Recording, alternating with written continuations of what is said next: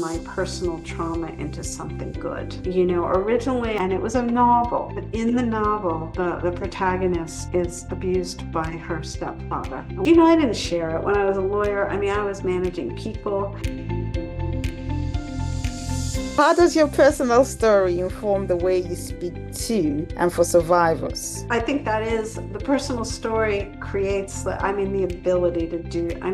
So we all get dealt the cards we get dealt, and some of the cards are not as good as others, let's face it. And I think that this is a way for me, what I learned speaking to other survivors, getting involved with volunteer work, it's a way for me to turn my personal trauma into something good.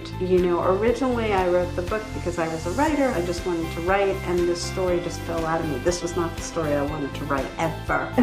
But once I did, I realized that the gift that I was getting was to be able to take basically the worst thing that ever happened to me and perhaps share it with other people, raise awareness. Maybe there's a young girl sitting in a room somewhere cutting herself and ashamed of what is happening, what her father is doing to her. Because even though what happened to me happened a long time ago, this is not a disease. These are not things of time, of race, of socioeconomic. These things happen. Maybe it's a stepfather, maybe it's an uncle, but maybe she's sitting in her room cutting herself and she hears about this book or hears about this story and goes, it happens to me. This is what's happening. There was a book someone wrote, a woman who recently passed, an amazing writer. Her name was Dorothy Ellison, and she wrote a book called Bastard Out of Carolina. And it was a novel, but in the novel, the protagonist is abused by her stepfather. And when I read the novel, I had just gotten out of inpatient. And I remember having a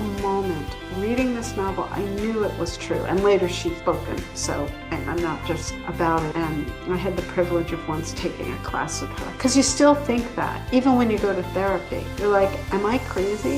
Is this, I had such a way of minimizing what happened to me. I talked about the penetration, and I was like, well, it wasn't rape. It wasn't as bad as it could have been. But reading that story, it just made me realize, okay, I'm not alone here. And it was one more, I realized that in therapy too, and an inpatient, but one more reason. So maybe somebody will read or even hear about the book. And it's so crazy because since I wrote the book, I'm really open about it. I talk to people, and I have met so many people in different areas of my life, at the gym, at a salon, and they'll ask me what the book's about, and I tell them, and they go, oh my God, that happened to me. It's just one more person, and I don't talk about, or that happened to me and I never told anybody.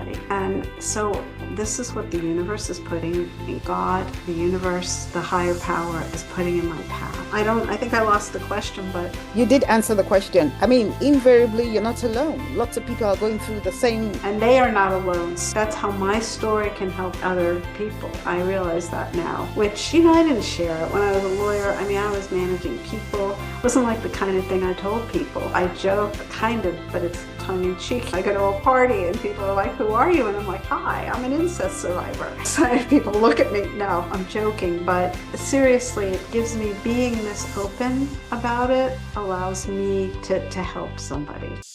Be safe and be positive. And don't forget to check out our social media handles. Thank you. Bye for now.